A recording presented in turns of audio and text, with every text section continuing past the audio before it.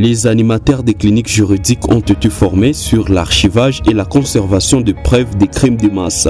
Cette formation a été organisée par l'organisation Information juridique multisectorielle SOS IJM avec l'appui de Just Future et Cordaid. L'activité s'est tenue le vendredi 27 mai 2022 en la salle de conférence de l'INPP située à La Botte en commune du Banda dans la ville de Bukavu.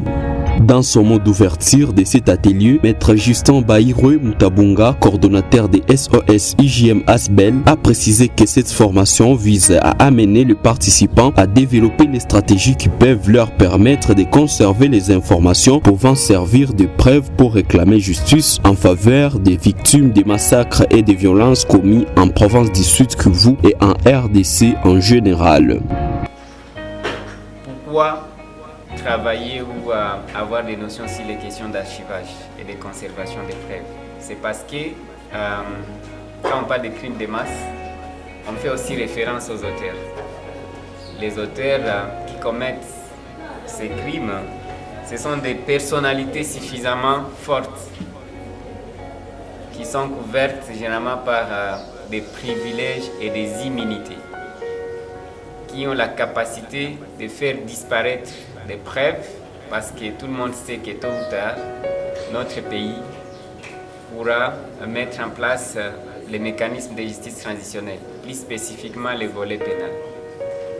C'est pour ça que nous avons l'obligation d'outiller davantage les organisations partenaires avec lesquelles nous travaillons, pour que prochainement, nous soyons en mesure d'apporter des preuves pour charger suffisamment ces présumés auteurs, tels que repris dans les rapports du projet Mapping des Nations Unies qui a répertorié les 617 incidents majeurs de violation des droits humains, même si la liste reste voilée par les Nations Unies. Pour sa part, Maître Iguet Matabaro, chargé des lobbying et plaidoyer au sein des SOS IJM ASBL, les cliniques juridiques sont des mécanismes alternatifs des règlements des conflits, d'où les choix portés à ces animateurs afin qu'ils soient capacités en matière d'archivage et de témoignages sur les crimes de guerre et de masse qu'a connu la province du Sud Kivu depuis plus de 20 ans. Les animateurs des cliniques juridiques,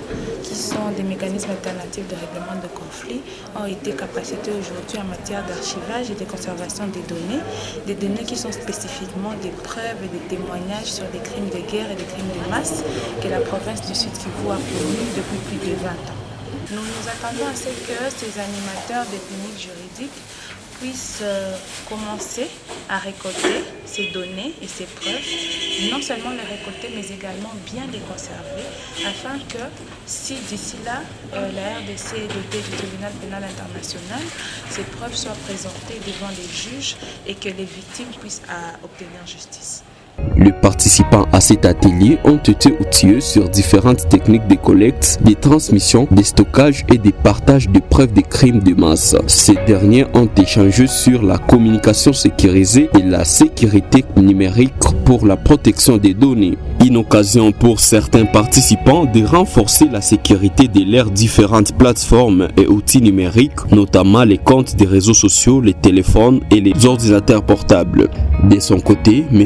Dieudonné Marigané, participant pour le compte des héritiers de la justice, dit avoir profité beaucoup de cette formation. Pour lui, en tant que défenseur des droits humains, les enseignements reçus lui serviront pour bien protéger et conserver ces données pendant longtemps, mais aussi les partager avec les personnes qui sont à distance.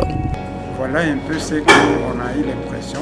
Et pour notre travail d'archiviste, je sais que vraiment, avec l'archive électronique, on ne peut plus facilement atteindre nos archives. Lorsque nous on faisait l'archivage dans les cadres manuels, de stocker des éléments n'importe où, maintenant même si ces éléments ne sont plus disponibles puisque les maisons peuvent se détruire, là où on gardait ces archives, même les archives aussi, des papiers sur lesquels nous on gardait ça, peuvent aussi s'effacer.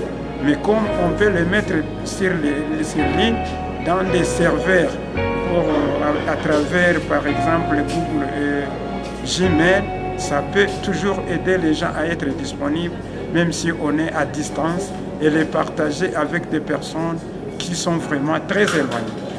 Notons que la prochaine étape suivront les activités de collecte, d'archivage et de documentation des données. Ces activités vont se passer dans des cliniques juridiques que renseigne l'organisation Information juridique multisectorielle SOS-IJM.